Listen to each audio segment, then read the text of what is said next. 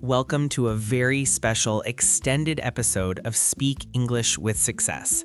I'm your host, Oliver, and today we are witnessing history in the making. We aren't just talking about a small step, we are talking about a giant leap for the 21st century.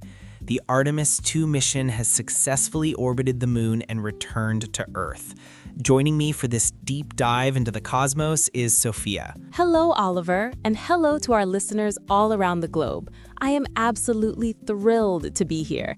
This mission is a goldmine for English learners. Why? Because it combines technical aerospace vocabulary with deep emotional storytelling. When we talk about space, we talk about the limits of human potential, and that requires some very specific and beautiful English. You're absolutely right. Let's start with the basics for those who might have missed the news. Artemis II is the second mission in NASA's Artemis program, but it is the first to carry a human crew. It's been over 50 years since the last Apollo mission left lunar orbit. Sophia, can you imagine the pressure on these 4 astronauts as they sat on top of that massive rocket? I can't even begin to imagine, Oliver. The rocket itself, the SLS or Space Launch System, is a beast. For our students, notice how we use the word beast metaphorically to describe something incredibly powerful. When those engines ignited, they produced nearly 9 million pounds of thrust. That is the force that pushes the rocket up. In English, we say the rocket cleared the tower once it successfully moved past the launch structure. Thrust and clear the tower, great terms. Now, once they were in orbit, they had to perform a trans-lunar injection. That sounds complicated, but in simple English, it just means they fired their engines to leave Earth's orbit and head toward the moon. They weren't going to land yet. This was a lunar flyby. They swung around the far side of the moon using gravity like a slingshot. I love that image, a slingshot. It's a very common English word for a toy, but in physics, it's a brilliant maneuver.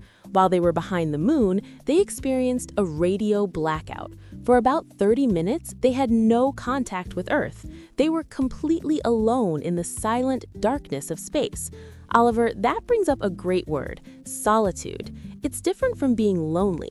Solitude is the state of being alone, often by choice or for a purpose. That's a beautiful distinction, solitude versus loneliness.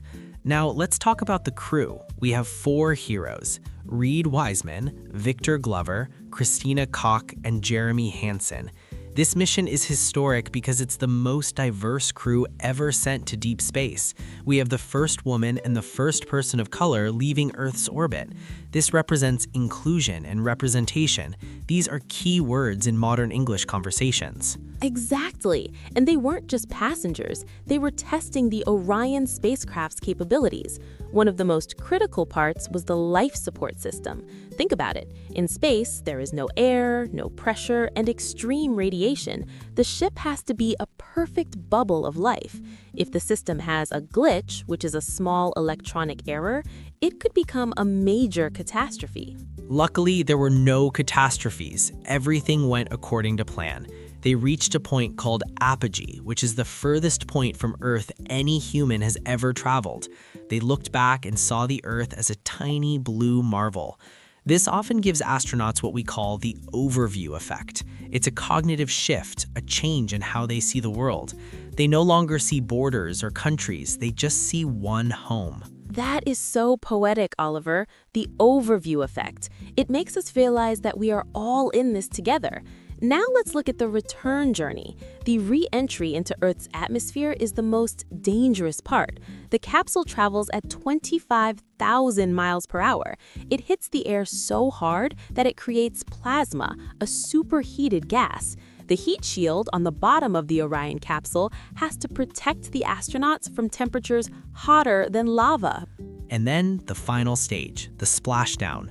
Unlike airplanes that land on a runway, space capsules usually land in the ocean. Huge parachutes deploy to slow them down. In English, we use the verb to bob to describe how the capsule floats up and down in the water until the Navy ships arrive. It's a very visual word.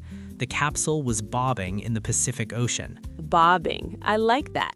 So why are we doing all of this? Is it just to take pictures of the moon? No, Artemis II is a stepping stone. This is an idiom we use to describe a smaller goal that helps you reach a bigger one. The bigger goal here is Artemis III, which will actually land humans on the surface and eventually the colonization of Mars. Mars is the holy grail of space exploration right now. That's another great idiom. A holy grail is something that is highly sought after but very difficult to reach. By going to the moon first, we learn how to survive in deep space for long periods.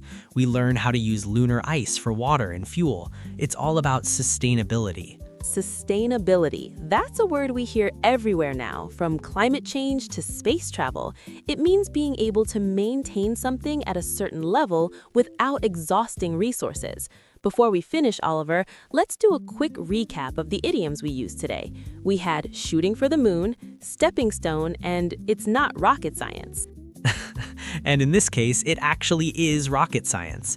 To our listeners, your homework today is to write a short paragraph in English about whether you would like to be an astronaut. What would be your biggest fear? What would be your biggest dream? Use at least 3 of the words we discussed today. I can't wait to hear those answers. Thank you for staying with us for this long-form episode. Space is vast, but our curiosity is even bigger.